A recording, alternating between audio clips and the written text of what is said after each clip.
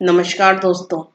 आज मैं बचवारस की कहानी लेकर के आई हूँ। कहानी को अंत तक जरूर सुनिएगा। एक साहूकार था जिसके 7 बेटे थे। साहूकार ने एक तालाब बनवाया, लेकिन 12 वर्षों तक भी वह तालाब नहीं भरा। साहूकार ने कुछ विद्वान पंडितों से पूछा कि इतने दिन हो गए लेकिन मेरा तालाब क्यों नहीं भरता है। तब पंडितों ने कहा कि तुम्हें तुम्हारे बड़े बेटे की या तुम्हारे बड़े पोते की बलि देना होगा, तभी यह तालाब भरेगा। साहूकार ने पंडित की बात मानकर अपनी बड़ी बहू को पियर भेज दिया। साहूकार की बहू हमेशा बचवारस का व्रत करती और कहानी सुनती थी।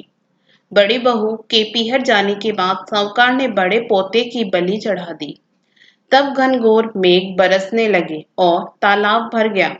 जब साहूकार तालाब की पूजा करने जाने लगा तो लोग भी उसके साथ तालाब की पूजा करने जाने लगे। जाते समय साहूकार ने अपनी दासी से कहा कि गेहूं ला, धानु ला बना लेना।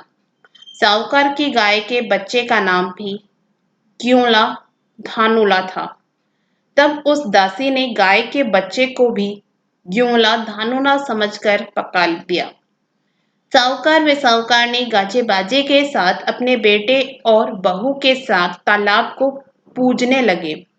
साहूकार के पूजन कर लेने के पश्चात वहां आए लोग भी तालाब का पूजन करने लगे। उसी वक्त जिस पोते की बलि दी गई थी वह गोबर में लिपटा हुआ मिला और आकर कहने लगा कि मैं भी तालाब में कूदूंगा।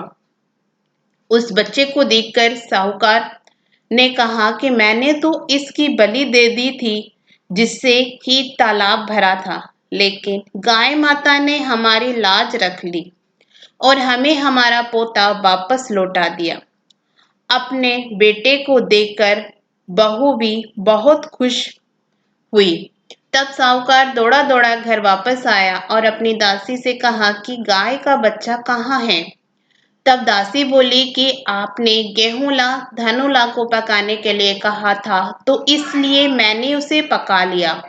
यह सुनते ही साहूकार क्रोध से तिलमिला उठा और अपनी दासी से कहने लगा, अरे पापिन, तूने ये क्या अनर्थ कर दिया। एक पाप उतरा कर आए हैं, उससे पहले ही तूने दूसरा पाप हमारे लगा दिया।